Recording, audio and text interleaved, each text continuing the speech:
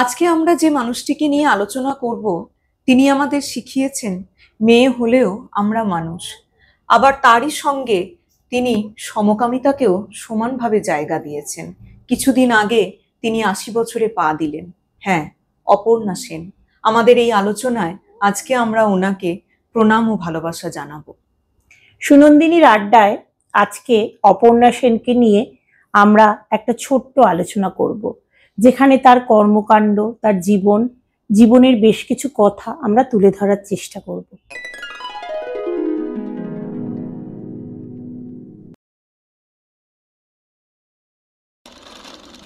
চলো আজ দুজনে একসঙ্গে একটা ছবি দেখি, শ্বেত পাথরের থালা।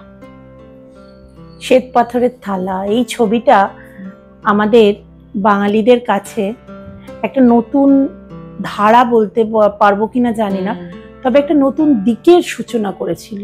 হ্যাঁ, আমার খুব মনে পড়ে শ্বেত পাথরের থালা যখন রিলিজ করে, আমি তখন অনেক ছোট, কিন্তু বাড়িতে আমার মা, আমার জেঠিমা এবং আমার মাসি সবাই মিলে তখন সেই বাড়ির মহিলারা একসঙ্গে হয়ে সিনেমা দেখতে যাওয়ার একটা ব্যাপার ছিল না। বর্ধমানের যে হলে শ্বেত পাথরের থালা চলেছিল, টিকিট পাওয়া যেত না, এত লাইন আর তত লোক। তুমি কোথায় দেখেছিলে শ্বেত পাথরের থালা? শ্বেত পাথরের থালা যখন রিলিজ হয় তখন আমি খুবই ছোট, ওই মা বাবার সাথে ব্যারাকপুরেরই কোনো হলে আমি তখন দেখেছিলাম। তবে আমার যেটা মনে আছে, সেই সময় পোস্টারে বিশাল বিশাল ছবি। তো আমাদের যাকে নিয়ে আজকের আলোচনা, সেই অপর্ণা সেন শ্বেত পাথরের থালায় এক নতুন অভিনয় ধারার সূচনা করলেন। একদম, শুধু তাই নয়, আমি যেটা মনে করি যে শ্বেত পাথরের থালা বাংলা ছবিকে একটা নতুন দিক দেখিয়েছিল।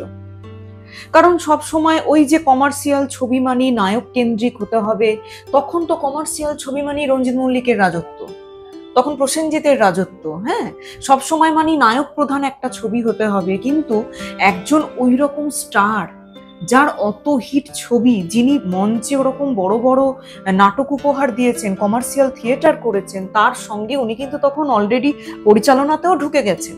একদমই তাই। কিন্তু উনি তখনই যখন শ্বেত পাথরের থালায় কাজ করলেন, উনি কিন্তু দেখিয়ে দিলেন যে কেন একজন মহিলা একটা ছবিকে কেন এগিয়ে নিয়ে যেতে পারবে না।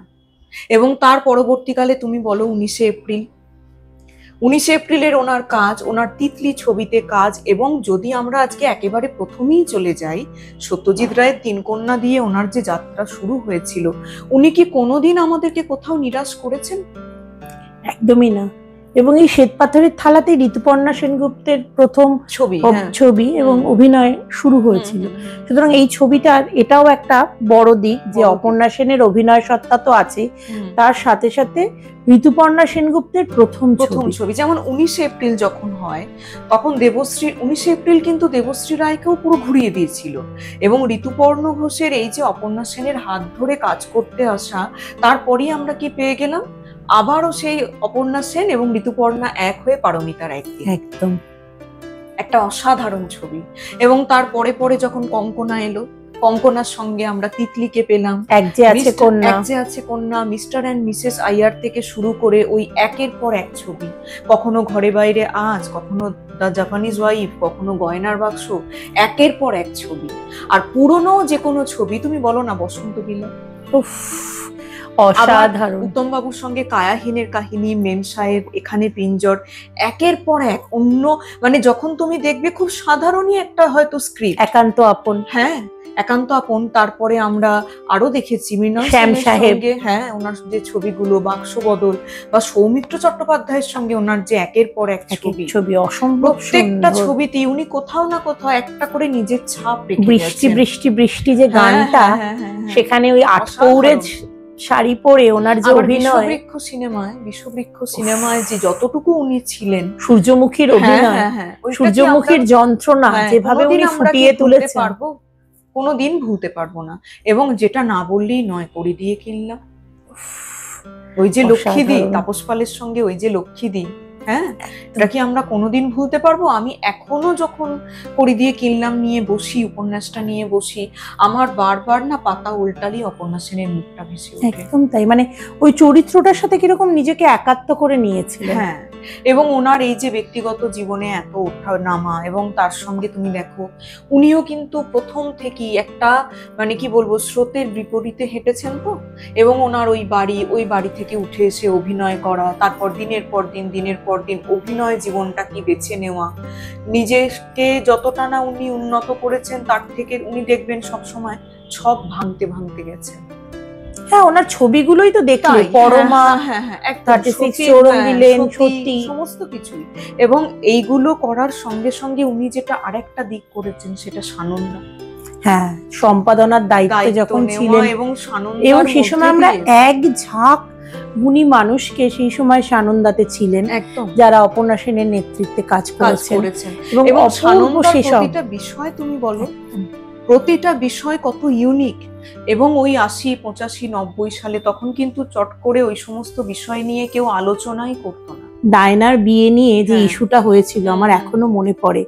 সেই ইস্যুটা মানে ওই যে ছবিটা, ফ্রন্টের যে কভারের যে ছবিটা, এই যে দূরদর্শিতা, অর্থাৎ পাঠকের মনের কল্পনায় রং লাগানো, এটা তো অপর্ণা সেনের যে কি বলবো একটা তীক্ষ্ণ বুদ্ধি এবং ওনার যে ব্যক্তিত্ব, ওনার যে দূরদর্শিতা, সব কিছুকে উনি যেন একটা নতুন রূপে দেখিয়েছিলেন। আর সব থেকে যেটা আমার ভালো লাগে জানো দিদি, আমরা তো কেউ অক্সিজেন নিতে শুধু পৃথিবীতে আসি না, ভগবান তো শুধু অক্সিজেন নেবার জন্য পাঠায় না, আমাদের প্রত্যেকের জীবনেই না একটা অজ্ঞাতবাস থাকে।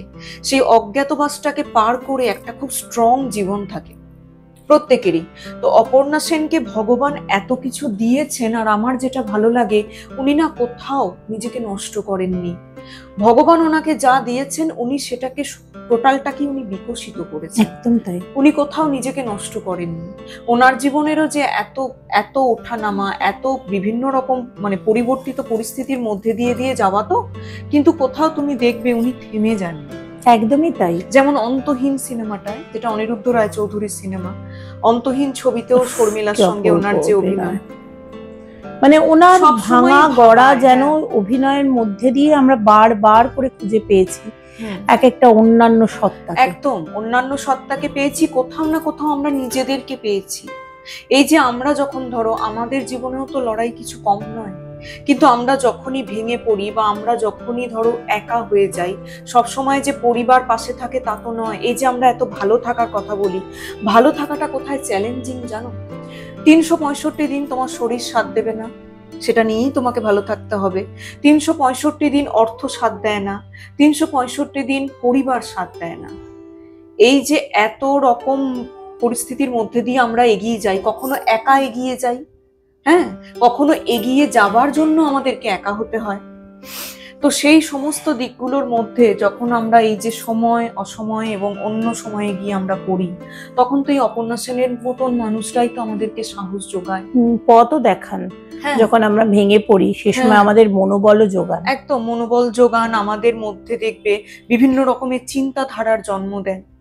উনি আজ পর্যন্ত এই যে ওনার 80 বছর বয়স হলো, ওনাকে দেখলে কেউ বলবে সত্যি, এবং এখনো পর্যন্ত ওনার ইন্টারভিউ শুনতে কত ভালো লাগে, ওনার ইন্টারভিউ শুনতে কত ভালো লাগে, সুচিন্তিত বক্তব্য। হ্যাঁ, প্রথম থেকেই উনি সুবক্তা, কিন্তু এত সুন্দর করে নিজের মতামত। তারপরে ওনার সাহিত্যের দিকটা দেখ, একজন ভালো সাহিত্যিক হিসাবে আমরা অপর্ণা সেনকে, হয়তো উনি সেভাবে লেখেননি, কত সুন্দর স্ক্রিপ্ট লেখা এবং কবিতা পাঠ, কবিতা পড়া, যতগুলো জায়গায় ওনার সেমিনার আমরা শুনেছি বা ওনার টক শো আমরা শুনেছি, আমরা কিছু না কিছু পেয়েছি তার থেকে, আমরা সবসময়ই পেয়েছি।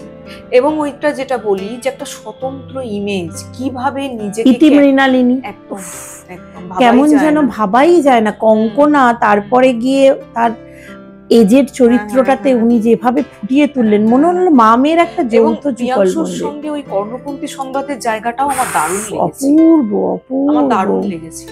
মানে মনে হচ্ছে কোন লেভেলে ওই সত্তাটাকে উনি নিয়ে গেছে। আবার এই যে ঘরে বাইরে আজ, অনির্বাণ আর যিশুকে নিয়ে আমার এত ভালো লেগেছিল, যিশু সেনগুপ্তর সঙ্গে অনির্বাণের এত ভালো অভিনয়, এবং পুরো ছবিটাই আমি হলে দেখতে গিয়েছিলাম, ভীষণ ভালো লেগেছিল ছবিটা। আমি এটা ওটিটিতে দেখেছি। ওটিটিতে ইনফ্যাক্ট এখন অনেক ছবি আমরা দেখি নতুন করে, মানে তুই যেমন শ্বেতপাথরের থালাটা বললি, আমি শ্বেতপাথরের থালাটা দেখেছিলাম হয়তো সেই ছোটবেলায়, তারপরে যখন বড় হওয়ার পরে দেখেছি না, প্রত্যেক কটা ধাপে ধাপে আমার মনে হয়েছে যে এই ছবিটা থেকে কত কিছু, মা ছেলের সম্পর্ক, স্বামী স্ত্রীর সম্পর্ক, এবং একটা একা নারীর জীবন, একা নারীর জীবনের সংগ্রাম, পুত্রবধূর সাথে যে, এবং আদতে একটা মা যে কতটা তার সন্তানের জন্য সব ছেড়ে নিজের সুখ আনন্দ সব কিছুকে বলিদান করতে পারেন। এইটাকে শেষের দিকে ওই যে মায়ের চলে যাওয়াটা অপূর্ব। আর ওই চরিত্রগুলো আমি মনে করি অপর্ণা সেন ছাড়া হতো না, হতো না। যেমন তুমি 19 এপ্রিলে দেখো, মেয়ে একটা চিন্তা ভাবনা নিয়ে বড় হয়েছে, মা বড় ডান্সার, বাবার সঙ্গে মায়ের একটা দূরত্ব সে দেখেছে, কিন্তু মা কিন্তু কোনো দোষেরই দোষী নয়, অথচ মেয়ে কত ভাবছে না মাকে নিয়ে। কিন্তু গল্পের শেষে গিয়ে কি বোঝা যাচ্ছে যে মা মেয়ের মধ্যে যে একটা অদ্ভুত অচ্ছেদ্য বন্ধন, একদম সেইটা এবং কিন্তু মেয়ে নিজে বুঝতে পারছে, এবং কোথাও না কোথাও মা যে পথে হেঁটেছে মেয়ের জীবনটাও কিন্তু সেই যাচ্ছে, পথেই হাঁটছে। মেয়ে ডাক্তার তৈরি হয়েছে ঠিকই, কিন্তু মেয়ে যে এই যে সংসার করতে ঢুকছে, মেয়ের জীবনেও কিন্তু ওই দিনই ঘনিয়ে আসছে। একদমই তাই। যেখানে কিন্তু হয়তো পরবর্তী পার্ট 2 হলে, 19 এপ্রিল পার্ট 2 হলে হয়তো অপর্ণা সেনই দেবশ্রী রায়ের সব থেকে কাছের বন্ধু হতো। একদম। আর ওনার প্রত্যেকটা ছবিতে একটা জিনিস আমার খুব ভালো লাগে, জানো, উনি না মেয়েদের একজন করে বন্ধু দেখাতেন। সঙ্গ দিলি যে সবাই সত্যি মেয়েদেরকে না সবসময় মেয়েদের বন্ধু হিসেবে দেখানো হয় না। এই যে পারমিতার একদিনে ঋতুপর্ণার সঙ্গে ওনার একটা বন্ধুত্ব, শাশুড়ি বৌমার যে একটা অসম বয়সী বন্ধুত্ব, অদ্ভুত। আমরা মেয়েরাই যে মেয়েদের সব থেকে ভালো বন্ধু হতে পারি, সেটা কিন্তু বন্ধু হই বলে শুধু বলে দিলে ছেড়ে দিলে হবে না, আমরা হতে পারি। মেয়েরাই যে মেয়েদের দুঃখ কষ্ট যন্ত্রণা এটার থেকে মেয়েরাই মেয়েদের মুক্তি দিতে পারে, সেখানে তাকে করার জন্য কিন্তু অপোজিট লিঙ্গের কোনো কারোর কাছে হাত পাততে হবে না। মেয়েরা যখন মেয়েদের বন্ধু হবে তখন আপসি সমাজটা সেই রকম ভাবে মেয়েদের সম্মান দেবে। তার জন্য কিন্তু গলা ফাটাতেও হবে না, চিৎকারও করতে হবে না। ঠিকই, একটা মেয়ে যখন আরেকটা মেয়ের বন্ধু হতে পারবে, যতদিন না অব্দি আমরা ওই ঈর্ষাটাকে ছাড়তে পারবো না, অমুক খুব ভালো, উনি কিন্তু সেইগুলো মনে হয় ওভারকাম করেছিলেন বলে, লোকের কথায় কান দেননি বলে উনি আজকে 80 বছর বয়সে এসেও এতটা ইকুইভ্যালেন্ট এই সময়ের পক্ষে। ঠিকই। আবার ধরো এই যে সৌমিত্র চট্টোপাধ্যায়ের সঙ্গে ওনার একটা বন্ধুত্ব আমরা পারমিতার একদিনে দেখেছিলাম, শ্বেতপাথরের থালাতেও বোধহয় একটা বন্ধুত্বের জায়গা দীপঙ্করদের সঙ্গে। এবং এই যে আরেকটা কথা তোমায় বলি, মিস্টার অ্যান্ড মিসেস আইয়ার, ওই ছবিটাতেও রাহুল বোসের সঙ্গে কঙ্কনার যে সম্পর্কটা হয়েছিল, সেটা এই জায়গাগুলো কিন্তু অপর্ণা সেন বলেই সম্ভব। একদমই তাই, অপর্ণা সেন বলেই সম্ভব যে বন্ধুত্ব কি হওয়া উচিত, একদমই তাই, কিভাবে তাকে তুলে ধরা উচিত বা কিভাবে তাকে মেনটেন করা উচিত। আমি সত্যি মনে করি যে ওনাকে বিশ্লেষণ করতে গেলে শুধুমাত্র ওনার অভিনয় সত্তা নয়, ওনার যে একটা অদ্ভুত একটা মানুষ, এবং ওনার মধ্যে না একটা অদ্ভুত ভাবে আমরা সেই এলিট ক্লাস শুধু বলে একটা বুদ্ধিদীপ্ত প্রজ্ঞা নির্ভর একজন মহিলা, যাকে অনুসরণ করতে ভালো লাগে, যাকে নিয়ে আমরা ভাবি, যেরকম আমাদের শিক্ষিকা, আমাদের যারা আমাদের পথ প্রদর্শক, তাদের সাথে যেন ওনার একটা অদ্ভুত মিল রয়েছে। যাই হোক, আমাদের আজকের আলোচনায় আমরা যাকে তুলে ধরতে চাইলাম তার জীবন এবং তার কর্মকাণ্ডের গণ্ডি বিশাল, তাই এক পর্বে তাকে নিয়ে আমরা পুরোটা পারবো না, তাই পরবর্তী পর্বের জন্য আমরা রেখে দিলাম বেশ কিছু আলোচনা। দেখতে থাকুন, শুনতে থাকুন সুনন্দিনীর আড্ডা।